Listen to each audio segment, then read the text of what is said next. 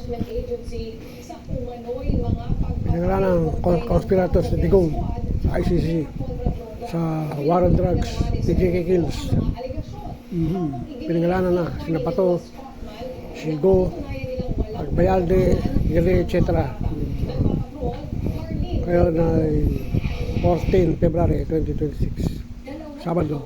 At anim na dating opisyal na nagsilbi sa administrasyon ni dating Pangulong Rodrigo Duterte ang pinangalanan kasabwat sa kasong Crimes Against Humanity sa International Criminal Court.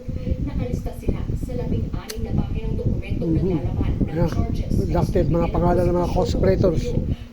Bato, Garaw, Pascolan, Agbayalde, Go, Giran, Umano sa kaso, sina Senador Ronald Bato de la Rosa, dating PNP at Giran, ng Davao City Police, Senator Christopher Bongo, dating Special Assistant ni Duterte sa Malacanang, longtime Executive Assistant at personal aide niya noong kongresista pa siya ng Davao City, dating Justice Secretary Vitaliano Aguirre II, dating NBI Director Dante Giran, at mga dating opisyal ng PNP Garaw, Pascolan, Agbayalde, La Peña, noong 2023, Oscar Albayalde at Isidro La Peña. Maliban kay Aguirre, lahat ng ibang pinangalanang kasabwat ni Duterte ay nagsilbi sa Davao City. Naging PNP chief sa ilalim ng Duterte administration, sina Davao Model, DDS, Davao Model.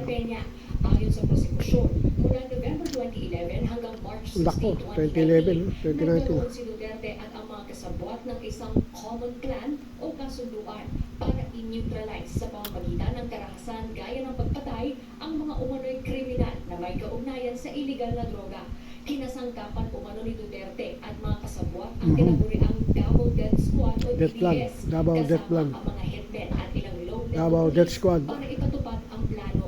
Pinaliligpit umano ang mga hindi susunod sa utos o mapaghihinala ang banta sa plano. Kampanya pa lang hanggang sa maumong Pangulo, nagkasundo umano ang mga co-perpetrator na palawigin ang plano sa buong Bayan. bansa para